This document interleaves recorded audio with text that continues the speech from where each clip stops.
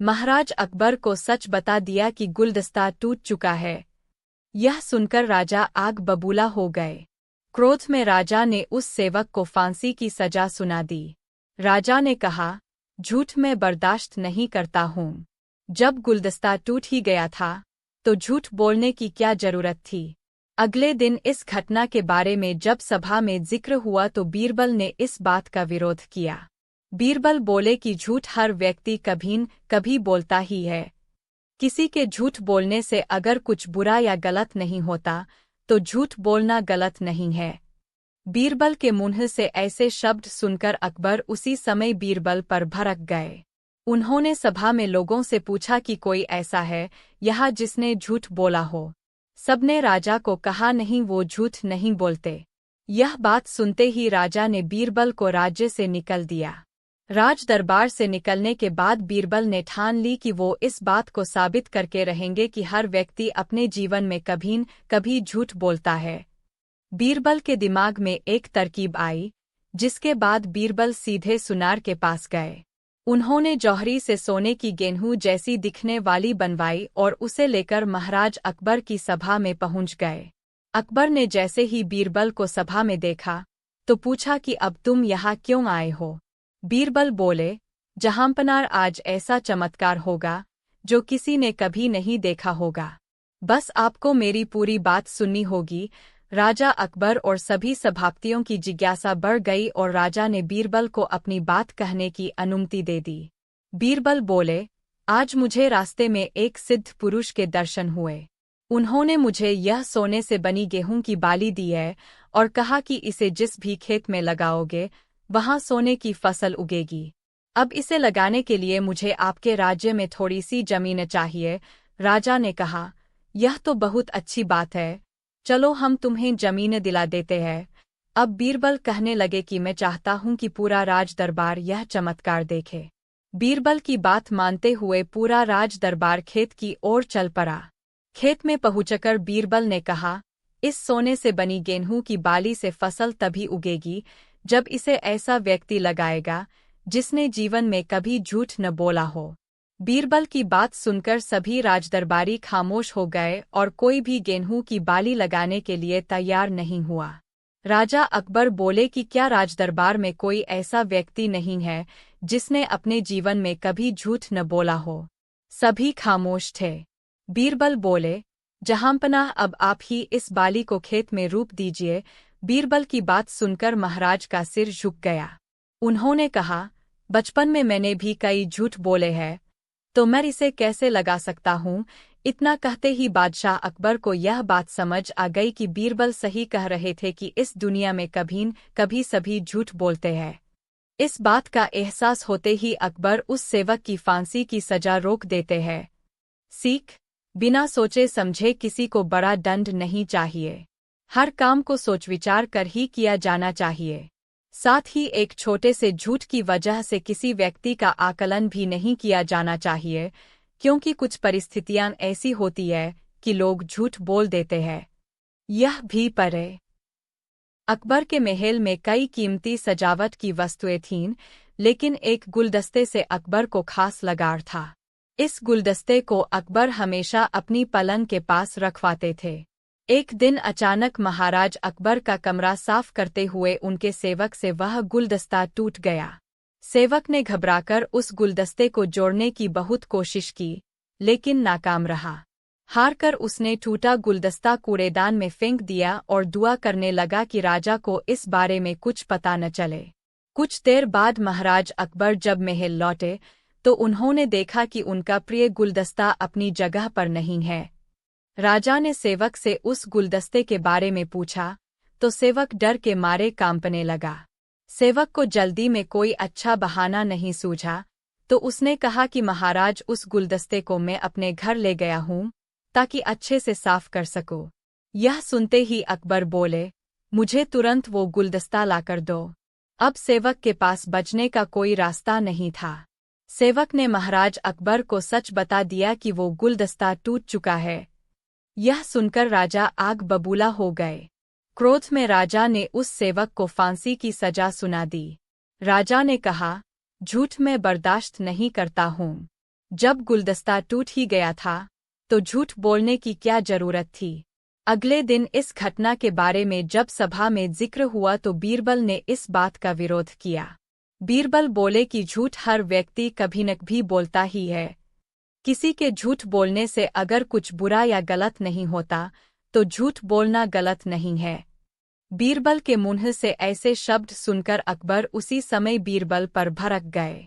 उन्होंने सभा में लोगों से पूछा कि कोई ऐसा है यहाँ जिसने झूठ बोला हो। सबने राजा को कहा कि नहीं, वो झूठ नहीं बोलते। यह बात सुनते ही राजा ने बीरबल को राज्य से निकाल दिया। राज दरबार से निकलने के बाद बीरबल ने ठान ली कि वो इस बात को साबित करके रहेंगे कि हर व्यक्ति अपने जीवन में कभी न कभी झूठ बोलता है। बीरबल के दिमाग में एक तरकीब आई, जिसके बाद बीरबल सीधे सुनार के पास गए। उन्होंने जौहरी से सोने की गेहूं जैसी दिखने वाली बाली बनवाई और उसे लेकर महाराज अकबर की सभा में पहुंच गए। अकबर ने जैसे ही बीरबल को सभा में देखा तो पूछा कि अब तुम यहाँ क्यों आए हो। बीरबल बोले, जहांपनार, आज ऐसा चमत्कार होगा जो किसी ने कभी नहीं देखा होगा। बस आपको मेरी पूरी बात सुननी होगी। राजा अकबर और सभी सभापतियों की जिज्ञासा बढ़ गई और राजा ने बीरबल को अपनी बात कहने की अनुमति दे दी। बीरबल बोले, आज मुझे रास्ते में एक सिद्ध पुरुष के दर्शन हुए। उन्होंने मुझे यह सोने से बनी गेहूं की बाली दी है और कहा कि इसे जिस भी खेत में लगाओगे वहां सोने की फसल उगेगी। अब इसे लगाने के लिए मुझे आपके राज्य में थोड़ी सी जमीन चाहिए। राजा ने कहा, यह तो बहुत अच्छी बात है, चलो हम तुम्हें जमीन दिला देते हैं। अब बीरबल कहने लगे कि मैं चाहता हूं कि पूरा राज दरबार यह चमत्कार देखे। बीरबल की बात मानते हुए पूरा राज दरबार खेत की ओर चल पड़ा। खेत में पहुंचकर बीरबल ने कहा कि इस सोने से बनी गेहूं की बाली से फसल तभी उगेगी जब इसे ऐसा व्यक्ति लगाए जिसने जीवन में कभी झूठ न बोला हो। बीरबल की बात सुनकर सभी राजदरबारी खामोश हो गए और कोई भी गेहूं की बाली लगाने के लिए तैयार नहीं हुआ। राजा अकबर बोले कि क्या राजदरबार में कोई ऐसा व्यक्ति नहीं है जिसने अपने जीवन में कभी झूठ न बोला हो। सभी खामोश थे। बीरबल बोले, जहांपनाह, अब आप ही इस बाली को खेत में रोप दीजिए। बीरबल की बात सुनकर महाराज का सिर झुक गया। उन्होंने कहा, बचपन में मैंने भी कई झूठ बोले हैं, तो मैं इसे कैसे लगा सकता हूँ। इतना कहते ही बादशाह अकबर को यह बात समझ आ गई कि बीरबल सही कह रहे थे कि इस दुनिया में कभी न कभी सभी झूठ बोलते हैं। इस बात का एहसास होते ही अकबर उस सेवक की फांसी की सजा को रोक देते हैं। कहानी से सीख, बिना सोचे समझे किसी को बड़ा दंड नहीं देना चाहिए। हर काम को सोच विचार कर ही किया जाना चाहिए। साथ ही एक छोटे से झूठ की वजह से किसी व्यक्ति का आकलन भी नहीं किया जाना चाहिए, क्योंकि कुछ परिस्थितियां ऐसी होती है कि लोग झूठ बोल देते हैं। को उपहार में एक गुलदस्ता मिला जो कि पास ही के राज्य से आया था। वह गुलदस्ता बेहद अनोखा और चमकदार था, इसलिए अकबर उस गुलदस्ते को हमेशा अपने पलंग के नज़दीक रखवाते थे। वह गुलदस्ता उन्हें काफ़ी पसंद था। एक दिन जब बादशाह अकबर शिकार खेलने के लिए महल से बाहर गए तो उनके कक्ष की सफाई करते समय एक सफाई वाले से वह गुलदस्ता टूट गया। यह देखकर वह काफ़ी घबरा गया। सफाई वाले ने गुलदस्ता जोड़ने की बहुत कोशिश की, लेकिन सारी कोशिश बेकार हुई। निराश होकर उसने टूटे हुए गुलदस्ते को कचरे में फेंक दिया और भगवान से प्रार्थना करने लगा कि बादशाह को इसके बारे में पता न चले। इसके बाद जब बादशाह अकबर शिकार से महल लौटे तो उन्होंने पाया कि उनका मनपसंद गुलदस्ता अपनी जगह पर मौजूद नहीं है, तो उन्होंने सताई वाले को बुलवाया। अकबर ने कड़क आवाज में सताई वाले से पूछा, मेरा गुलदस्ता कहाँ है? सफाई वाला बहुत डरा हुआ था और उसे कुछ भी समझ नहीं आया कि अब वो इसका क्या जवाब दे, तो घबराहट में उसने बादशाह अकबर से कहा, गुलदस्ता गंदा हो गया था तो मैं उसे घर ले गया उसको अच्छे से साफ करने के लिए। अकबर को गुलदस्ता टूटने से ज्यादा सफाई वाले के झूठ बोलने पर गुस्सा आ गया। अकबर ने कहा, जब गुलदस्ता टूट ही गया था तो इसमें तुम्हें झूठ बोलने की क्या जरूरत थी? मुझे झूठ बोलने वालों से सख्त नफरत है। यह कहते हुए बादशाह अकबर ने गुस्से में आकर सफाई वाले को फांसी की सजा सुना दी। सफाई वाले ने मिन्नतें की कि घबराहट की वजह से झूठ मुंह से निकल गया था, लेकिन बादशाह ने फांसी की सजा बरकरार रखी। सिपाहियों ने सफाई वाले को जेल में डाल दिया ताकि 2 दिन बाद उसे फांसी दी जा सके। बीरबल को राज्य से जब इस घटना का पता बीरबल को हुआ तो उन्होंने राज्यसभा में इसका जिक्र किया और कहा, हर इंसान जीवन में कभी न कभी झूठ बोलता ही है। अगर उस झूठ से किसी का नुकसान नहीं होता है तो वो झूठ गलत नहीं है। बीरबल के ऐसे विचार सुनकर अकबर को और भी गुस्सा आ गया और उन्होंने सभी मंत्रीगण और दरबारियों से पूछा, क्या आपने जीवन में कभी झूठ बोला है? सभी मंत्रीगण और दरबारियों ने कहा, नहीं, हमने कभी जीवन में झूठ नहीं बोला। बीरबल ने झूठ बोलने वालों का पक्ष रखा था और वे झूठ बोलने वालों को सही बता रहे थे, इस वजह से अकबर ने उन्हें राज्य से निकाल दिया। इस बार बीरबल ने ठान ही लिया। बहुत समय पहले भारत में महान मुगल सम्राट हुआ करते थे, जिन्हें बादशाह अकबर के नाम से जाना जाता था। अकबर के शासन में नवरत्न थे, जिनमें से चतुर बीरबल भी शामिल थे। बादशाह अकबर बीरबल से पहली बार जंगल में मिले थे। जब वह रास्ते भटक गए थे, तब बीरबल ने उन्हें रास्ता दिखाया। उस समय बीरबल को महेशदास नाम से जाना जाता था। अकबर ने महेशदास का नाम बदलकर बीरबल रख दिया था।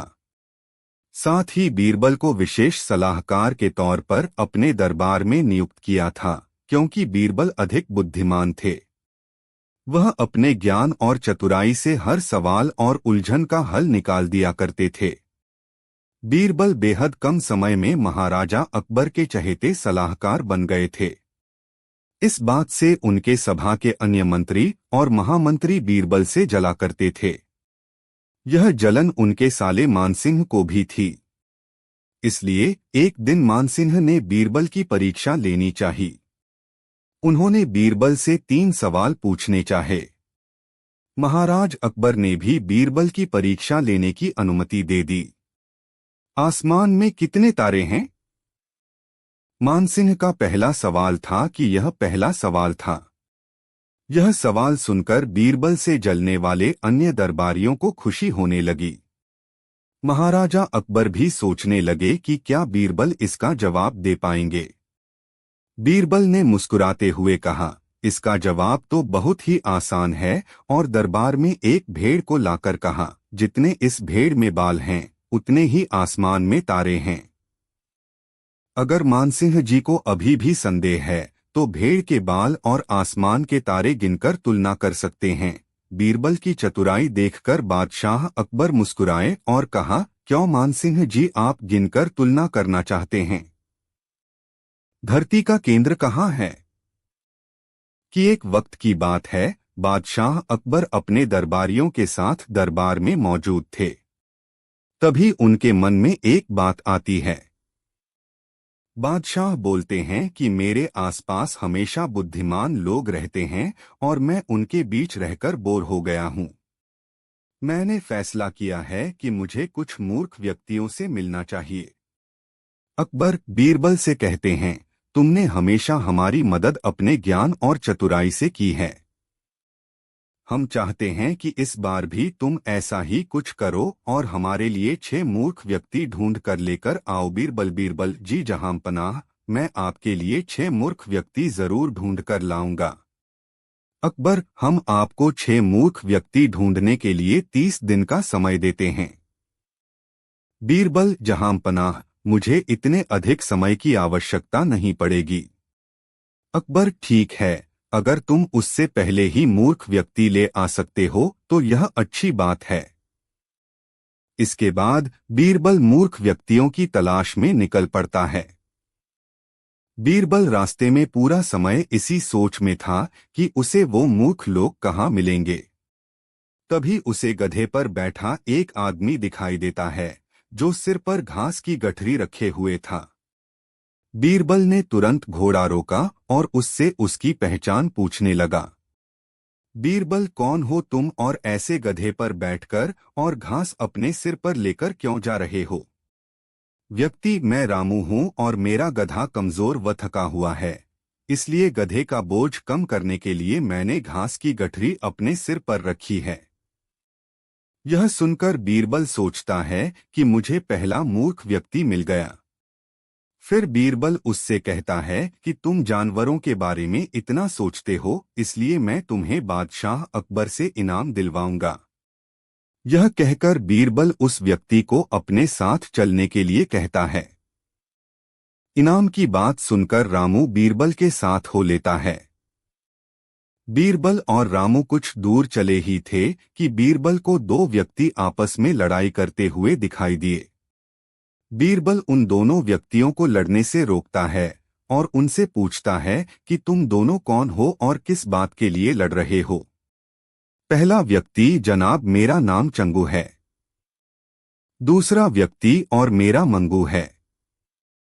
मंगू, जनाब मुझे चंगू कहता है कि इसके पास शेर है जिसे वो मेरी गाय के शिकार के लिए छोड़ेगा। चंगू, हाँ मैं ऐसा ही करूंगा और मुझे बहुत मजा भी आने वाला है।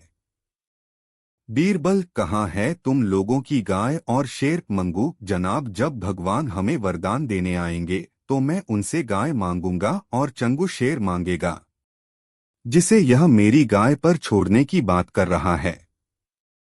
बीरबल, अच्छा यह बात है। उनकी बातें सुनकर बीरबल समझ गया कि उन्हें दो और मूर्ख व्यक्ति मिल गए हैं। बीरबल इनाम की बात कहकर उन्हें भी अपने साथ ले लेता है। उन तीनों को लेकर बीरबल अपने घर पहुंचता है और फिर सोचने लगता है कि बाकी के मूर्ख व्यक्ति कहां से ढूंढ कर लाऊं। बीरबल उन तीनों मूर्खों को अपने घर में ही रहने के लिए कहकर बाहर चला जाता है। जब बीरबल और मूर्ख लोगों को ढूंढने के लिए बाहर आता है तो उसे एक व्यक्ति दिखाई देता है जो कुछ ढूंढता रहता है। बीरबल उसके पास जाकर पूछता है कि आप क्या ढूंढ रहे हैं? व्यक्ति, जनाब मेरी अंगूठी कहीं गिर गई है जिसे मैं काफी समय से खोज रहा हूं लेकिन मुझे नहीं मिल रही है। बीरबल, क्या आपको पता है कि अंगूठी कहाँ गिरी थी? चतुराई और महेश दास से बीरबल की कहानी। मैं आशा करता हूं कि आपको पसंद आया होगा। धन्यवाद। एक बार अकबर और बीरबल दोनों राज्य के भ्रमण पर निकले थे। अपनी प्रजा को खुशहाल देखकर अकबर बोला, मेरे राज्य की जनता बहुत सुखी और खुशहाल है। इनके पास काम है, खाने के अनाज है, पहनने के लिए कपड़े हैं और रहने के लिए घर है। किसी को कोई परेशानी नहीं है। बीरबल उसकी बातों पर असहमति जताते हुए बोले, मुझे ऐसा नहीं लगता महाराज। हमारी जनता इतनी भी खुशहाल नहीं है जितना आपको दिख रहा है। हमारी जनता में बहुत गरीबी है, ज्यादातर लोगों के पास काम नहीं है। यहाँ के बहुत से लोग थोड़े पैसे के लिए कठिन से कठिन काम करने के लिए तैयार हो जाएंगे। विषय सूची। अकबर और बीरबल भ्रमण करते समय बीरबल को झूठा साबित करने की कोशिश। भूले व्यक्ति की मजबूरी। कसौटी का समय शुरू। अकबर की चतुराई। बीरबल ने अकबर को सबक सिखाया। अकबर के सब्र का बांध टूटा। अकबर को हुआ गलती का एहसास। कहानी की सीख। अकबर को हुआ गलती का एहसास। बीरबल की बात सुनते ही अकबर को अपनी गलती का एहसास हुआ। वह तुरंत महल जाकर सभा बुलाए। उस बुरे आदमी को बुलाकर उससे माफी मांगते हुए जो इनाम की रकम तय हुई थी उसे 1000 सोने की मुहरें दी गई। आखिर क्या बता रहा है? राजा के इस सवाल पर नाई कहता है, यह कौवा कह रहा है कि आपके पूर्वज स्वर्ग में मुसीबत में है और काफी परेशान है। उनका हालचाल लेने के लिए आपको अपने किसी करीबी को स्वर्ग भेजना चाहिए।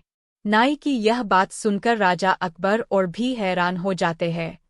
राजा अकबर आश्चर्य से नाई से पूछते हैं, आखिर किसी इंसान को जिंदा स्वर्ग में कैसे भेजा जा सकता है?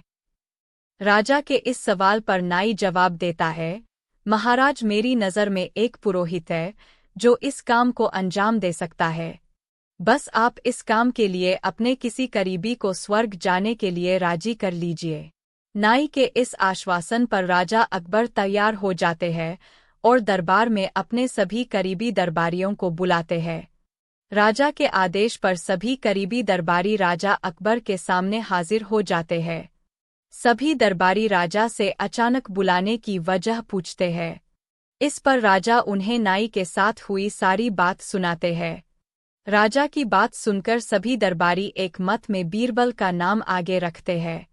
दरबारी कहते हैं कि स्वर्ग जाकर पूर्वजों का हालचाल लेने के लिए बीरबल से उचित व्यक्ति और कोई नहीं हो सकता, क्योंकि बीरबल हम सब में सबसे ज्यादा बुद्धिमान और चतुर है।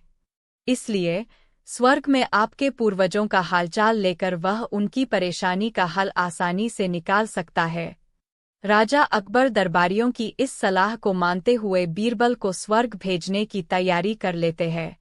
इस बात का पता चलते ही बीरबल शहंशाह अकबर से पुरोहित को बुलाकर स्वर्ग भेजने की विधि के बारे में पूछते। बीरबल की इस बात पर राजमहल में पुरोहित को बुलवाया जाता है। पुरोहित के आते ही उनसे स्वर्ग जाने की विधि के बारे में पूछा जाता है। पुरोहित बताते हैं, आपको यहीं पास में मौजूद एक घास के लेर में भेजा जाएगा। बाद में उस नेर में आग लगा दी जाएगी। फिर कुछ मंत्रों की शक्ति से आपको स्वर्ग भेज दिया जाएगा। स्वर्ग जाने की पूरी प्रक्रिया जानने के बाद बीरबल राजा अकबर से करीब 11 दिन का समय मांगते हैं और पुरोहित को 11 दिन बाद बुलाने की बात रखते हैं। वह कहते हैं, मैं स्वर्ग जा रहा हूँ और कितने दिन मुझे लौटने में लगेंगे इस बारे में निश्चित तौर पर कुछ भी कहना मुश्किल है। इसलिए स्वर्ग जाने से पहले एक बार मैं अपने परिवार से मिलना चाहता हूँ और कुछ समय बिताना चाहता हूँ। भाई बीरबल अपने घर जाने के लिए महल से रवाना हो जाते हैं। देखते देखते 11 दिन बीत जाते हैं। आखिर क्या बता रहा है? राजा के इस सवाल पर नाई कहता है, यह कौवा कह रहा है कि आपके पूर्वज स्वर्ग में मुसीबत में है और काफी परेशान हैं। उनका हालचाल लेने के लिए आपको अपने किसी करीबी को स्वर्ग भेजना चाहिए। नाई की यह बात सुनकर राजा अकबर और भी हैरान हो जाते हैं। राजा अकबर आश्चर्य से नाई से पूछते हैं, आखिर किसी इंसान को जिंदा स्वर्ग में कैसे भेजा जा सकता है? राजा के इस सवाल पर नाई जवाब देता है, महाराज, मेरी नज़र में एक पुरोहित है जो इस काम को अंजाम दे सकता है। बस आप इस काम के लिए अपने किसी करीबी को स्वर्ग जाने के लिए राजी कर लीजिए। नाई के इस आश्वासन पर राजा अकबर तैयार हो जाते हैं और दरबार में अपने सभी करीबी दरबारियों को बुलाते हैं। राजा के आदेश पर सभी करीबी दरबारी राजा अकबर के सामने हाजिर हो जाते हैं। सभी दरबारी राजा से अचानक बुलाने की वजह पूछते हैं। इस पर राजा उन्हें नाई के साथ हुई सारी बात सुनाते हैं। राजा की बात सुनकर सभी दरबारी एक मत में बीरबल का नाम आगे रखते हैं। दरबारी कहते हैं कि स्वर्ग जाकर पूर्वजों का हालचाल लेने के लिए बीरबल से उचित व्यक्ति और कोई नहीं हो सकता, क्योंकि बीरबल हम सब में सबसे ज्यादा बुद्धिमान और चतुर है। इसलिए स्वर्ग में आपके पूर्वजों का हालचाल लेकर वह उनकी परेशानी का हल आसानी से निकाल सकता है। राजा अकबर दरबारियों की इस सलाह को मानते हुए बीरबल को स्वर्ग भेजने की तैयारी कर लेते हैं। इस बात का पता चलते ही बीरबल शहंशाह अकबर से पुरोहित को बुलाकर स्वर्ग भेजने की विधि के बारे में पूछते। बीरबल की इस बात पर राजमहल में पुरोहित को बुलवाया जाता है। पुरोहित के आते ही उनसे स्वर्ग जाने की विधि के बारे में पूछा जाता है। पुरोहित बताते हैं, आपको यहीं पास में मौजूद एक घास के लेर में भेजा जाएगा। बाद में उस नेर में आग लगा दी जाएगी। फिर कुछ मंत्रों की शक्ति से आपको स्वर्ग भेज दिया जाएगा। स्वर्ग जाने की पूरी प्रक्रिया जानने के बाद बीरबल राजा अकबर से करीब 11 दिन का समय मांगते हैं और पुरोहित को 11 दिन बाद बुलाने की बात रखते हैं। वह कहते हैं, मैं स्वर्ग जा रहा हूँ और कितने दिन मुझे लौटने में लगेंगे इस बारे में निश्चित तौर पर कुछ भी कहना मुश्किल है। इसलिए स्वर्ग जाने से पहले एक बार मैं अपने परिवार से मिलना चाहता हूँ और कुछ समय बिताना चाहता हूँ। भाई बीरबल अपने घर जाने के लिए महल से रवाना हो जाते हैं। देखते देखते 11 दिन बीत जाते हैं। नाम पूछा। लड़के ने जवाब में अपना नाम महेश दास बताया। महाराज ने उसे इनाम में सोने की अंगूठी दी और दरबार में आने का न्योता दिया। इसके बाद बादशाह अकबर ने लड़के से पूछा, क्या तुम मुझे बता सकते हो कि किस रास्ते पर चलने से मैं आगरा पहुंच पाऊंगा? लड़के ने बड़ी ही शालीनता से सही रास्ता बताया और महाराज अपने सैनिकों के साथ आगरा की ओर चल पड़े। यही लड़का बड़ा होकर बीरबल के नाम से प्रसिद्ध हुआ और बादशाह अकबर के नवरत्नों में से एक कहलाया। कहानी से सीख। इस कहानी से हमें यह सीख मिलती है कि ज्ञान और सुअबुए का सम्मान करना चाहिए। एक बार की बात है, बादशाह अकबर के दरबार में उनसे नौकरी मांगने की फरियाद लेकर एक व्यक्ति पहुंचा। उसकी कुछ देर बातें सुनने और बुद्धि की परीक्षा लेने के बाद बादशाह ने उसे चुंगी यानी टैक्स वसूलने वाला अधिकारी बना दिया। बीरबल भी उस दरबार में मौजूद थे। उन्होंने उसे कुछ देर ध्यान से देखने के बाद कहा कि बादशाह, यह व्यक्ति ज्यादा ही चालाक लग रहा है। यह जल्द ही कुछ न कुछ बेईमानी जरूर करेगा। होते होते कुछ समय गुजरा और तब तक उस व्यक्ति ने टैक्स वसूलने का काम पूरी तरह संभाल लिया था। एक दिन बादशाह अकबर के पास एक दो व्यक्ति उस अधिकारी की शिकायत लेकर आए। शिकायतें मामूली थीं, इसलिए उन पर ज्यादा किसी ने ध्यान नहीं दिया। उसके बाद रिश्वत लेने और जनता को परेशान करने के आरोप भी उस अधिकारी पर लगने लगे। इतनी शिकायतें आने पर बादशाह ने सोचा कि इसका तबादला ऐसी जगह कर देता हूँ जहाँ इसे बेईमानी करने का मौका ही न मिल पाए। इतना सोचते ही बादशाह ने फैसला किया कि उसे अस्तबल का मुंशी बनाया जाएगा। फिर अकबर ने मन में कहा कि अब घोड़ों की लीद उठवाने के काम में ये क्या ही बेईमानी कर पाएगा। वहां मुंशी के पद पर पहुंचते ही उस व्यक्ति ने फिर रिश्वत लेना शुरू कर दिया। उसने सीधे घोड़े की देखभाल करने वालों से कह दिया कि तुम लोग घोड़ों को कम दाना पानी खिलाते हो। इसका पता बादशाह को चला है, इसलिए मुझे लीद को तोलने के लिए भेजा है। अब अगर लीद का वजन कम हुआ तो सबकी शिकायत बादशाह से कर दूंगा। इस तरह से उस मुंशी से परेशान होकर हर घोड़े के हिसाब से उसे 1 रुपये लोगों ने देना शुरू कर दिया। अब यमुना किनारे भी वो व्यक्ति खूब बेईमानी कर रहा था। 1-2 महीने में यह बात भी बादशाह तक पहुंच गई। तभी अकबर ने एक लिखा हुआ आदेश भिजवाया, नाव को रोको मत, जाने दो। वो व्यक्ति चतुर था, उसने बादशाह के आदेश वाले पत्र को नावों को रोको मत जाने दो कर दिया था। इस थोड़ी हेरफेर के बाद उसने अकबर का आदेश वहां टंगवा दिया। आखिर में उससे परेशान होकर बादशाह ने उसे नौकरी से ही निकाल दिया।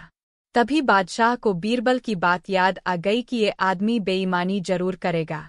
तब उनके मन में हुआ कि मुझे उसे पहली गलती में ही कठोर दंड देना चाहिए था। कहानी से सीख। दुष्ट अपनी दुष्टता और बेईमान अपनी बेईमानी। दरबार लग गया।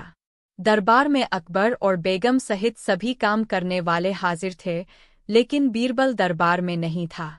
सभी बीरबल का इंतजार कर ही रहे थे कि तभी बीरबल एक गधा लेकर राज दरबार में पहुंच जाता है। देर से दरबार में आने के लिए बीरबल बादशाह अकबर से माफी मांगता है। सभी सोचने लगते हैं कि बीरबल गधे को लेकर राज दरबार में क्यों आया है।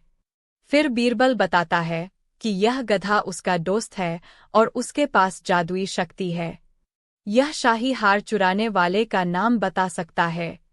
इसके बाद बीरबल जादुई गधे को सबसे नजदीक वाले कमरे में ले जाकर बांध देता है और कहता है कि सभी एक एक करके कमरे में जाए और गधे की पूंछ पकड़कर चिल्लाए, जहांपनार मैंने चोरी नहीं की है। साथ ही बीरबल कहता है कि आप सभी की आवाज दरबार तक आनी चाहिए। सभी के पूंछ पकड़कर चिल्लाने के बाद आखिर में गधा बताएगा कि चोरी किसने की है। इसके बाद सभी कमरे के बाहर एक लाइन में खड़े हो गए और एक एक करके सभी ने कमरे में जाना शुरू कर दिया। जो भी कमरे के अंदर जाता तो पूंछ पकड़कर चिल्लाना शुरू कर देता, जहांपनाह मैंने चोरी नहीं की है। जब सभी का नंबर आ जाता है तो अंत में बीरबल कमरे में जाता है और कुछ देर बाद कमरे से बाहर आ जाता है। फिर बीरबल सभी काम करने वालों के पास जाकर उन्हें दोनों हाथ सामने करने को बोलता है और एक एक करके सभी के हाथ सूंघने लगता है। बीरबल की इस हरकत को देखकर सभी हैरान हो जाते हैं। ऐसे ही सूंघते सूंघते एक काम करने वाले का हाथ पकड़कर बीरबल जोर से बोलता है, जहांपनाह इसने चोरी की है।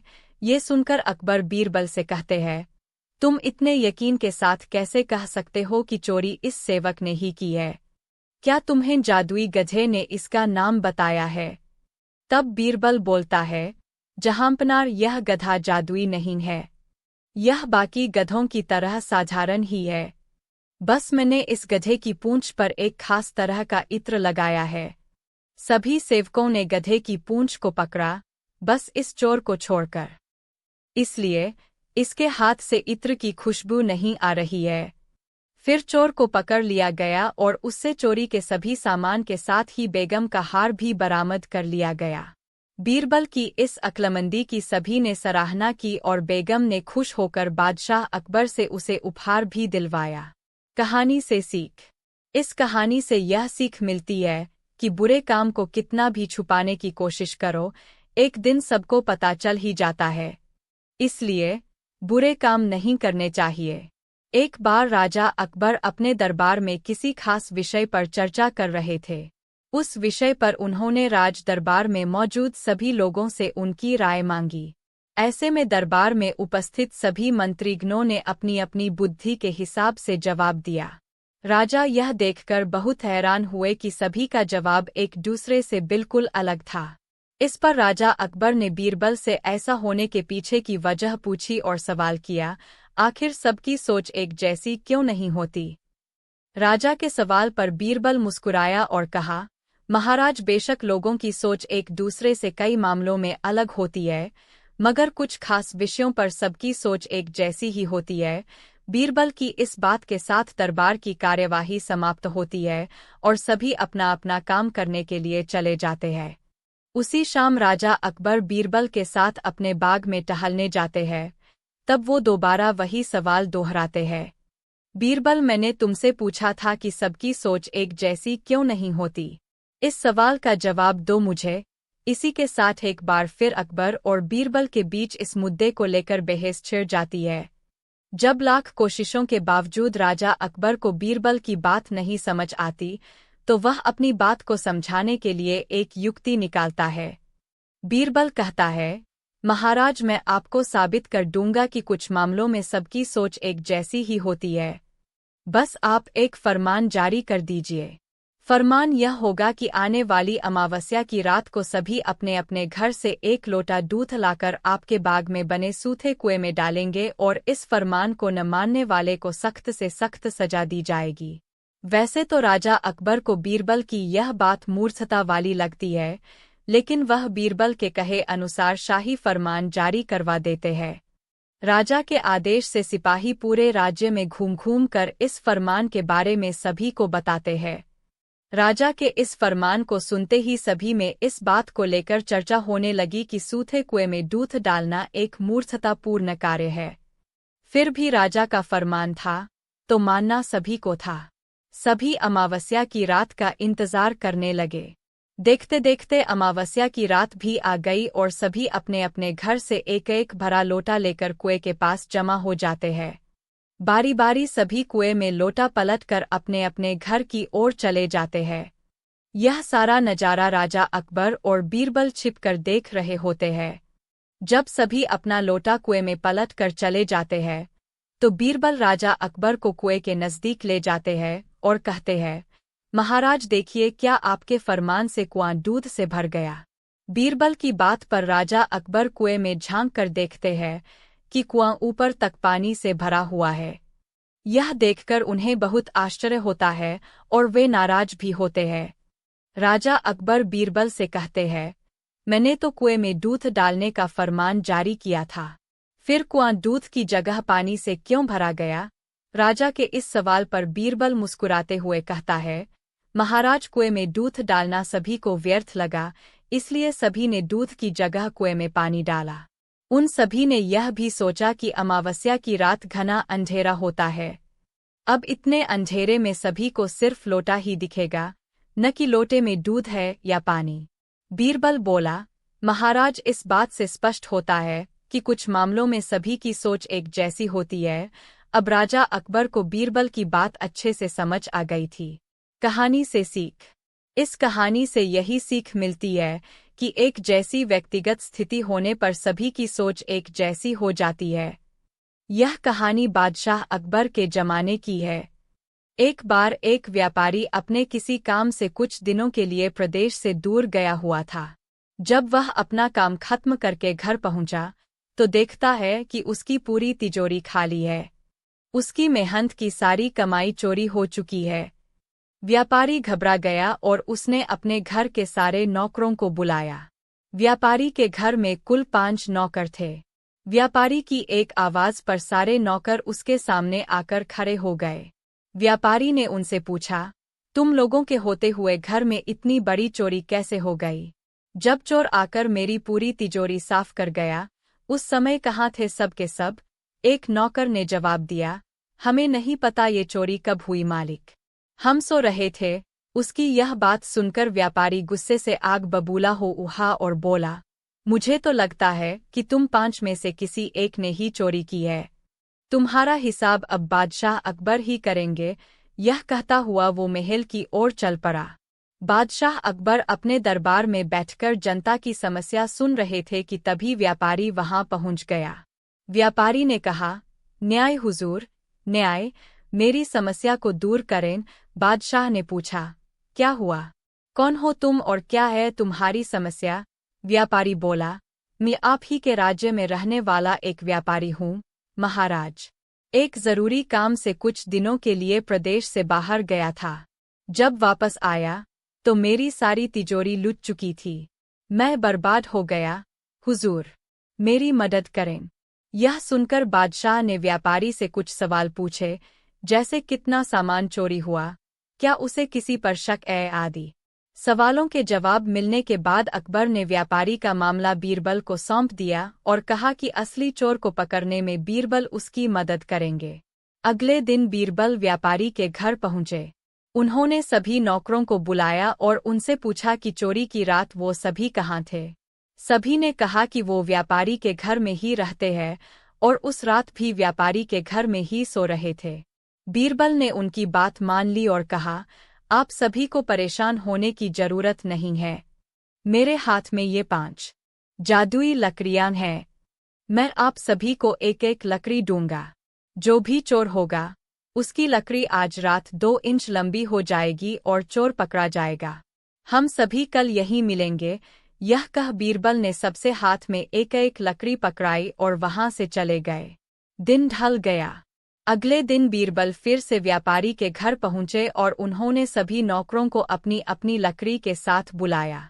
जब बीरबल ने सबकी लकड़ी दे थी तो उन्होंने देखा कि एक नौकर की लकड़ी 2 इंच छोटी है। बस फिर क्या था? बीरबल ने तुरंत सिपाहियों को उस नौकर को पकड़ने का आदेश दिया। व्यापारी इस पूरी घटना को समझ नहीं पाया और असमंजस से बीरबल की तरफ देखने लगा।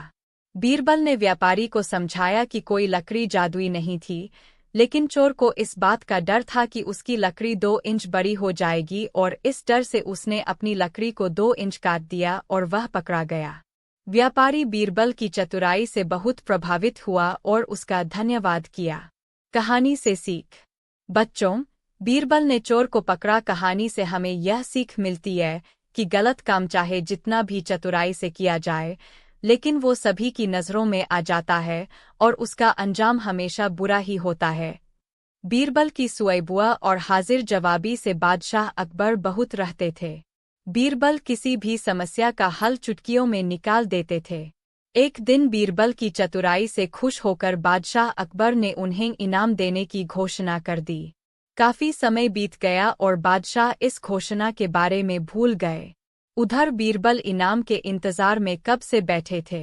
बीरबल इस उलझन में थे कि वो बादशाह अकबर को इनाम की बात कैसे याद दिलाएं। एक शाम बादशाह अकबर यमुना नदी के किनारे सैर का आनंद उठा रहे थे कि उन्हें वहां एक ऊंट घूमता हुआ दिखाई दिया। ऊंट की गर्दन देख राजा ने बीरबल से पूछा, बीरबल, क्या तुम जानते हो कि ऊंट की गर्दन मुड़ी हुई क्यों होती है? बादशाह अकबर का सवाल सुनते ही बीरबल को उन्हें इनाम की बात याद दिलाने का मौका मिल गया। बीरबल से झट से उत्तर दिया, महाराज, दरअसल यह ऊंट किसी से किया हुआ अपना वादा भूल गया था, तब से इसकी गर्दन ऐसी ही है। बीरबल ने आगे कहा, लोगों का यह मानना है कि जो भी व्यक्ति अपना किया हुआ वादा भूल जाता है, उसकी गर्दन इसी तरह मुड़ जाती है। बीरबल की बात सुनकर बादशाह हैरान हो गए और उन्हें बीरबल से किया हुआ अपना वादा याद आ गया। उन्होंने बीरबल से जल्दी महल चलने को कहा। महल पहुंचते ही बादशाह अकबर ने बीरबल को इनाम दिया और उससे पूछा, मेरी गर्दन ऊंट की तरह तो नहीं हो जाएगी न? बीरबल ने मुस्कुराकर जवाब दिया, नहीं महाराज। यह सुनकर बादशाह और बीरबल दोनों ठहाके लगाकर हंस दिए। इस तरह बीरबल ने बादशाह अकबर को नाराज किए बगैर उन्हें अपना किया हुआ वादा याद दिलाया और अपना इनाम लिया। कहानी से सीख। इस कहानी से हमें यह सीख मिलती है कि हमें किसी से किया हुआ अपना वादा पूरा जरूर करना चाहिए। अकबर ने पूछा, उससे भी बड़ा मनहूस कोई हो सकता है क्या? चलो, तुम किसी बड़े मनहूस को ले आते हो तो मैं उस व्यक्ति को मुक्त कर दूंगा। तभी तपाक से बीरबल बोल पड़े कि महाराज, उससे बड़े मनहूस आप स्वयं ही है। उस मामूली नौकर ने तो बस आपकी प्यास बुझाने के लिए आपको पानी दिया, लेकिन आपको लग रहा है कि उसके कारण आपकी तबीयत खराब हो गई है। उस बेचारे नौकर का तो सोचिए जरा, वो तो आपको पानी पिलाने की वजह से जेल में पहुंच गया। सुबह सुबह आपको देखने की वजह से उसका दिन तो छोड़िए पूरा जीवन बर्बाद हो गया। अब कुछ देर में उसे मौत की सजा मिल जाएगी। अब आप ही बताइए, तबीयत खराब होना बड़ी मनहूसियत है या मौत की सजा मिलना? आगे बीरबल बोले, अब आप खुद को मौत की सजा मत देना, क्योंकि आप हम सभी के बादशाह हैं और हमें जान से भी ज्यादा प्यारे हैं। बीरबल की ऐसी बुद्धिमता वाली बातें सुनकर बीमार अकबर जोर से हंस पड़े। उन्होंने तुरंत ही सिपाहियों को कूड़ाकचरा उठाने वाले उस नौकर को जेल से रिहा करने का आदेश दिया। साथ ही साथ उसकी मौत की सजा भी माफ कर दी। कहानी से सीख। किसी की भी बातों पर आकर फैसला नहीं लेना चाहिए और अंधविश्वासी तो बिल्कुल भी नहीं होना चाहिए। बीरबल की बुद्धि और समस्या को भाप लेने की कला के कारण बादशाह उन्हें खूब पसंद करते थे। इसी कारण से दूसरे लोग बीरबल से उतना ही जलते थे। इन जलने वालों में से एक अकबर का साला भी था। वो हमेशा से ही बीरबल को मिला हुआ खास स्थान लेना चाहता था। बादशाह जानते थे कि बीरबल जैसा कोई और नहीं हो सकता है। वो अपने साले को भी ये बात समझाने की कोशिश करते थे, लेकिन उनका साला हमेशा कहता था कि वो भी काफी बुद्धिमान है। इन सब बातों के कारण एक बार बादशाह के मन में हुआ कि अब ये ऐसे नहीं मानेगा, इसे कुछ कार्य देकर ही समझाने पड़ेगा। तभी अकबर ने अपने साले से कहा कि तुम अपने दिमाग और सुएबुए से इस कोयले की बोरी को सबसे ज्यादा लालची सेठ दमरी लाल को बचकर आओ। अगर तुमने ऐसा कर दिया तो मैं तुम्हें तुरंत बीरबल की जगह दे दूंगा। यह बात सुनकर अकबर का साला हैरान हुआ, लेकिन उसे बीरबल की जगह चाहिए थी। इसी सोच के साथ वो कोयले की बोरी लेकर सेठ के पास पहुंच गया। सेठ ऐसे ही किसी की भी बातों में आने वाला नहीं था, इसलिए उसने उसे खरीदने से मना कर दिया। अब अपना उदास चेहरा लेकर अकबर का साला महल लौट आया। उसने कहा कि मैं इसे नहीं बेच पाया। इतना सुनते ही बादशाह ने बीरबल को अपने पास बुलाया। उन्होंने अपने साले के सामने ही बीरबल से कहा कि तुम्हें सेठ दमरी लाल को यह कोयले की बोरी बेचनी है। बादशाह का आदेश मिलने पर बीरबल ने कहा कि आप एक बोरी बेचने के लिए कह रहे हैं। मैं उस सेठ को एक कोयले का टुकड़ा ही 10,000 में बेच सकता हूँ। यह बात सुनकर अकबर का साला दंग रह गया। अकबर ने कहा कि ठीक है, तुम एक ही कोयले का टुकड़ा बेच आओ। बादशाह का आदेश मिलते ही एक कोयले का टुकड़ा उठाकर बीरबल वहां से चले गए। उन्होंने सबसे पहले एक मलमल के कपड़े का कुर्ता अपने लिए सिलवाया। फिर उसे पहनकर अपने गले में हीरे मोती की मालाएं डाल लीं और महंगे दिखने वाले जूते भी पहन लिए। इतना सब करने के बाद बीरबल ने उस कोयले के टुकड़े को सुरमा यानी काजल की तरह बारीक पीसकर एक कांच की डिब्बी में डलवा लिया। इसी भेष में वो महल के मेहमानघर में आ गए। फिर बीरबल ने एक इश्तिहार दिया कि बगदाद में एक जाने माने शेख पहुंचे हैं जो जादुई सुरमा बेचते हैं। सुरमे की खासियत में बीरबल ने लिखवाया कि इसे लगाने वाला अपने पूर्वजों को देख सकता है। यदि पूर्वजों ने कोई धन छुपाकर रखा है तो वो उसका पता भी बता देंगे। इस इश्तिहार के सामने आते ही पूरे नगर में बीरबल के शेख रूप और चमत्कारी सुरमे की ही बात होने लगी। सेठ दमरी लाल तक भी यह बात पहुंच गई। उसके मन में हुआ, जरूर मेरे पूर्वज ने धन गाड़ रखा होगा, मुझे तुरंत शेख से संपर्क करना चाहिए। इतना सोचकर दमरी लाल शेख बने बीरबल के पास पहुंचा। बीरबल ने जानबूझकर उन्हें पहचाना नहीं। सेठ ने शेख से कहा कि मुझे सुरमे की डिब्बी चाहिए। शेख ने जवाब दिया, बिल्कुल लीजिए, लेकिन एक डिब्बी की कीमत 10,000 रुपये है। सेठ काफी चालाक था। उसने शेख से कहा कि मैं पहले सुरमा आंखों पर लगाना चाहता हूँ, उसके बाद पूर्वजों के दिखने पर ही मैं 10,000 रुपये दूंगा। Report add.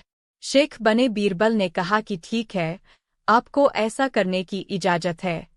बस आपको सुरमे की जांच करने के लिए चौराहे पर चलना होगा।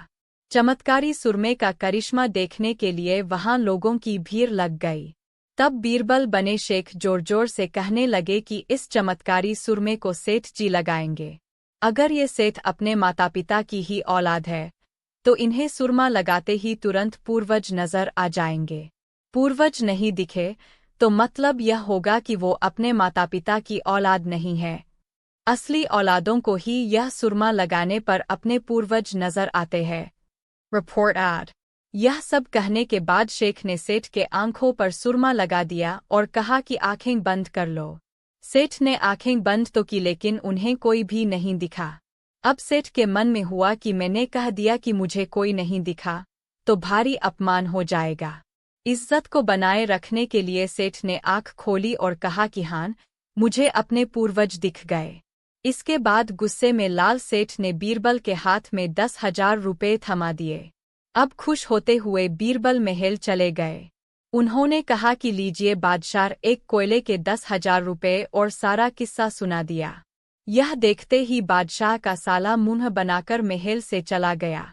उसके बाद से उसने कभी भी बीरबल की जगह लेने की बात अकबर से नहीं की। कहानी से सीख। किसी से ईर्ष्या नहीं करनी चाहिए और अपनी काबिलियत को साबित करने के लिए बुद्धि का उपयोग करना जरूरी है। अकबर ने कहा कि ठीक है, तुम एक ही कोयले का टुकड़ा बेच आओ। बादशाह का आदेश मिलते ही एक कोयले का टुकड़ा उठाकर बीरबल वहां से चले गए। उन्होंने सबसे पहले एक मलमल के कपड़े का कुर्ता अपने लिए सिलवाया। फिर उसे पहनकर अपने गले में हीरे मोती की मालाएं डाल लीं और महंगे दिखने वाले जूते भी पहन लिए। इतना सब करने के बाद बीरबल ने उस कोयले के टुकड़े को सुरमा यानी काजल की तरह बारीक पीसकर एक कांच की डिब्बी में डलवा लिया। इसी भेष में वो महल के मेहमानघर में आ गए। फिर बीरबल ने एक इश्तिहार दिया कि बगदाद में एक जाने माने शेख पहुंचे हैं जो जादुई सुरमा बेचते हैं। सुरमे की खासियत में बीरबल ने लिखवाया कि इसे लगाने वाला अपने पूर्वजों को देख सकता है। यदि पूर्वजों ने कोई धन छुपाकर रखा है तो वो उसका पता भी बता देंगे। इस इश्तिहार के सामने आते ही पूरे नगर में बीरबल के शेख रूप और चमत्कारी सुरमे की ही बात होने लगी।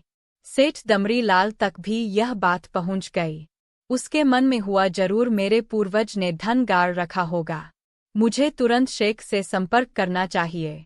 इतना सोचकर दमरी लाल शेख बने बीरबल के पास पहुंचा। बीरबल ने जानबूझकर उन्हें पहचाना नहीं। सेठ ने शेख से कहा कि मुझे सुरमे की डिब्बी चाहिए। शेख ने जवाब दिया, बिल्कुल लीजिए, लेकिन एक डिब्बी की कीमत 10,000 रुपये है। सेठ काफी चालाक था। उसने शेख से कहा कि मैं पहले सुरमा आंखों पर लगाना चाहता हूँ, उसके बाद पूर्वजों के दिखने पर ही मैं 10,000 रुपये दूंगा। शेख बने बीरबल ने कहा कि ठीक है, आपको ऐसा करने की इजाजत है। बस आपको सुरमे की जांच करने के लिए चौराहे पर चलना होगा। चमत्कारी सुरमे का करिश्मा देखने के लिए वहां लोगों की भीड़ लग गई। तब बीरबल बने शेख जोर जोर से कहने लगे कि इस चमत्कारी सुरमे को सेठ जी लगाएंगे। अगर ये सेठ अपने माता पिता की ही औलाद है तो इन्हें सुरमा लगाते ही तुरंत पूर्वज नजर आ जाएंगे। पूर्वज नहीं दिखे तो मतलब यह होगा कि वो अपने माता पिता की औलाद नहीं है। असली औलादों को ही यह सुरमा लगाने पर अपने पूर्वज नजर आते हैं। यह सब कहने के बाद शेख ने सेठ के आंखों पर सुरमा लगा दिया और कहा कि आंखें बंद कर लो। सेठ ने आंखें बंद तो की लेकिन उन्हें कोई भी नहीं दिखा। अब सेठ के मन में हुआ कि मैंने कह दिया कि मुझे कोई नहीं दिखा तो भारी अपमान हो जाएगा। इज्जत को बनाए रखने के लिए सेठ ने आंख खोली और कहा कि हाँ, मुझे अपने पूर्वज दिख गए। इसके बाद गुस्से में लाल सेठ ने बीरबल के हाथ में 10,000 रुपये थमा दिए। अब खुश होते हुए बीरबल महल चले गए। उन्होंने कहा कि लीजिए बादशाह, एक कोयले के 10,000 रुपये, और सारा किस्सा सुना दिया। यह देखते ही बादशाह का साला मुंह बनाकर महल से चला गया। उसके बाद से उसने कभी भी बीरबल की जगह लेने की बात अकबर से। बादशाह अकबर के दरबार में बीरबल का बोलबाला था। बीरबल की चतुराई और सूझबूझ ने उन्हें बादशाह का खास बना दिया था। इस कारण दरबार में बहुत से लोग बीरबल से जलते थे। इन लोगों में बादशाह अकबर के साले साहब भी थे। साले साहब बीरबल को नीचा दिखाने के लिए कोई भी मौका नहीं छोड़ते थे, लेकिन हर बार उन्हें ही मुंह की खानी पड़ती थी। बेगम का भाई होने की वजह से बादशाह भी उसे कुछ नहीं कहते थे। एक दिन बीरबल की गैर मौजूदगी में साले साहब ने बादशाह अकबर से दीवान पद की मांग कर डाली। बादशाह ने साले साहब की परीक्षा लेने की सोची। उन्होंने साले साहब से कहा, आज मुझे सुबह सुबह महल के पीछे बिल्ली के बच्चों की आवाज सुनाई दी है। लगता है कि किसी बिल्ली ने बच्चे दिए हैं, जाकर देखकर आओ कि यह बात सच है या नहीं। साले साहब झट से महल के पीछे गए और वापस आकर बोलते हैं, आपकी बात सच है, महल के पीछे एक बिल्ली ने बच्चों को जन्म दिया है। बादशाह ने कहा, अच्छा, जरा यह बताओ कि बिल्ली ने कितने बच्चों को जन्म दिया है। साले साहब ने जवाब में कहा, यह तो मुझे नहीं पता, मैं अभी पता करके आता हूँ महाराज। इतना कहकर वो फिर से महल के पीछे गए और वापस आकर कहते हैं, महाराज, बिल्ली 5 बच्चों की मां बनी है। बादशाह अकबर ने पूछा, अच्छा, जरा यह बताओ कि उन 5 बच्चों में से कितनी मादा हैं और कितने नर हैं। साले साहब ने जवाब में कहा, मैंने यह तो देखा ही नहीं, मैं अभी देखकर आता हूँ। इतना कहकर वो फिर से महल के पीछे जाते हैं और थोड़ी देर बाद आकर कहते हैं, महाराज, बिल्ली के 5 बच्चों में से 3 नर हैं और 2 मादा हैं। बादशाह अकबर ने अपने साले साहब से फिर से एक सवाल पूछा, बिल्ली के नर बच्चे किस रंग के हैं। सवाल के जवाब में साले साहब ने कहा, मैं अभी देखकर आता हूँ। बादशाह अकबर ने कहा, रहने दो, बैठ जाओ। इतने में बीरबल राज दरबार में पहुंच चुके थे।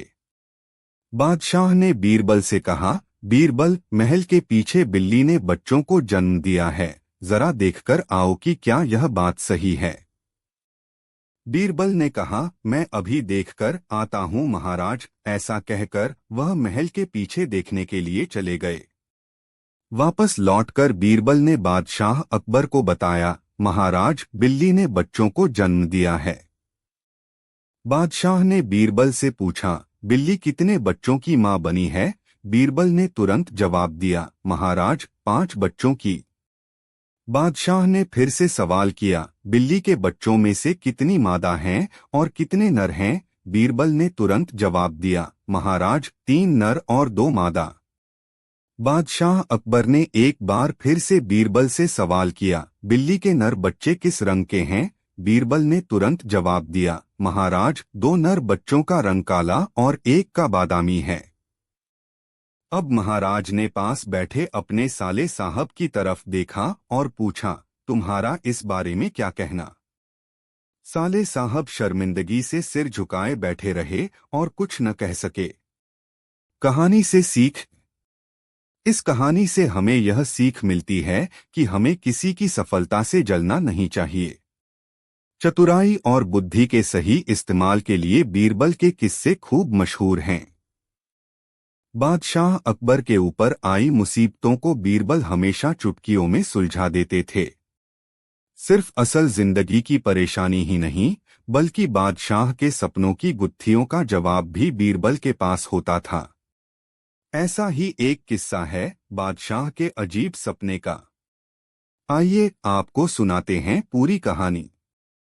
एक बार की बात है जब बादशाह अकबर गहरी नींद से अचानक उठ गए और फिर रात भर सो नहीं सके। वो बहुत परेशान थे क्योंकि उन्होंने अजीब सा सपना देखा था जिसका मतलब वो समझ नहीं पा रहे थे। उन्होंने देखा कि उनके एक के बाद एक सारे दांत गिरते चले गए और आखिर में सिर्फ एक ही दांत बचा। इस सपने से वह इतने चिंतित हुए कि उन्होंने इसके बारे में सभा में चर्चा करने के बारे में सोचा। अगले दिन सभा में पहुंचते ही अकबर ने अपने विश्वसनीय मंत्रियों को सपना सुनाया और सभी से राय मांगी। सभी ने उन्हें सुझाव दिया कि इस बारे में किसी ज्योतिष से बात करके सपने का मतलब समझना चाहिए। बादशाह को भी यह बात सही लगी। अगले दिन उन्होंने दरबार में विद्वान ज्योतिषों को बुलवाया और अपना सपना सुनाया। इसके बाद सभी ज्योतिषों ने आपस में विचार विमर्श किया। फिर उन्होंने बादशाह से कहा, जहांपनाह, इस सपने का एक ही मतलब निकलता है कि आपके सभी रिश्तेदार आपसे पहले ही मर जाएंगे। ज्योतिषों की यह बात सुनकर अकबर को बहुत गुस्सा आया और उन्होंने सभी ज्योतिषों को दरबार से जाने का आदेश दिया। उन सभी के जाने के बाद बादशाह अकबर ने बीरबल को बुलाया और कहा, बीरबल, तुम्हारे अनुसार हमारे सपने का मतलब क्या होगा?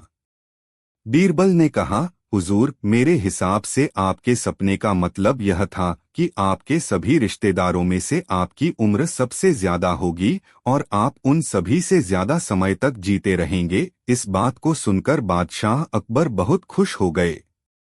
वहां मौजूद सभी मंत्रियों ने सोचा कि बीरबल ने भी ज्योतिषों की ही बात को दोहराया है। इतने में बीरबल ने उन मंत्रियों से कहा कि देखो, बात वही थी, बस कहने का तरीका अलग था। बात को हमेशा सही तरीके से सामने रखा जाना चाहिए। मंत्रियों को इतना कहकर बीरबल की सूझबूझ और हाजिर जवाबी से बादशाह अकबर बहुत रहते थे। बीरबल किसी भी समस्या का हल चुटकियों में निकाल देते थे। एक दिन बीरबल की चतुराई से खुश होकर बादशाह अकबर ने उन्हें इनाम देने की घोषणा कर दी। काफी समय बीत गया और बादशाह इस घोषणा के बारे में भूल गए।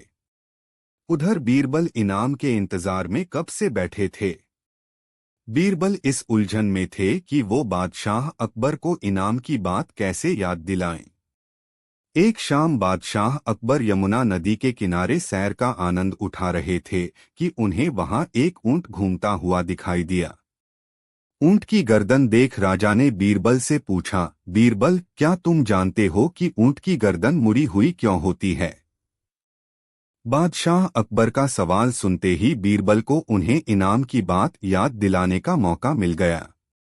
बीरबल से झट से उत्तर दिया, महाराज, दरअसल यह ऊंट किसी से किया हुआ अपना वादा भूल गया था, तब से इसकी गर्दन ऐसी ही है।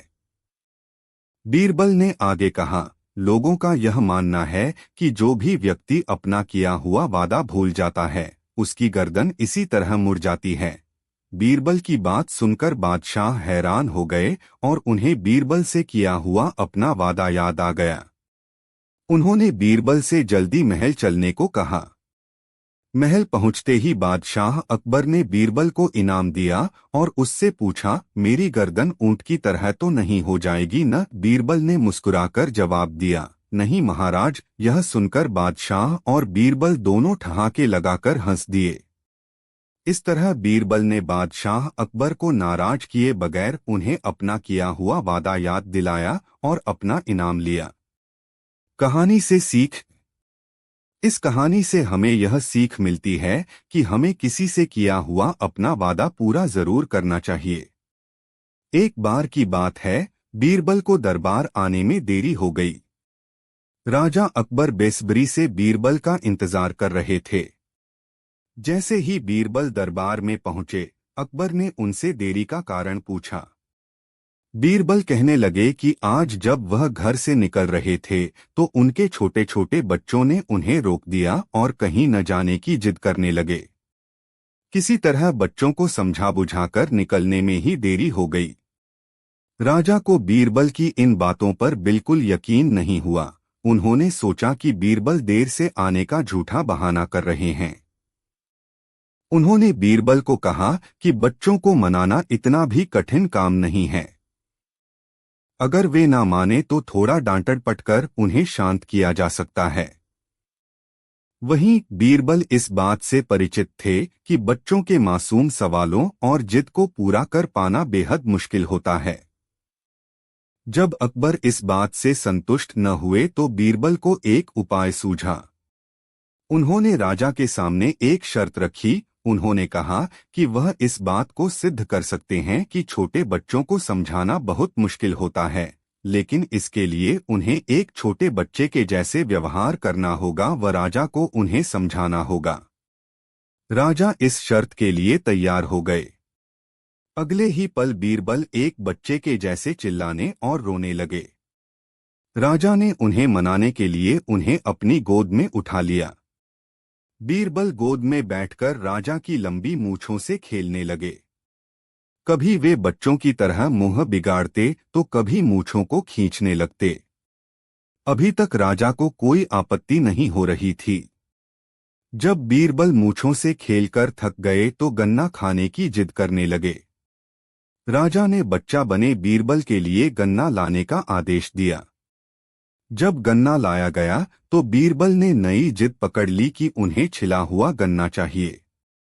एक सेवक द्वारा गन्ने को छिला गया।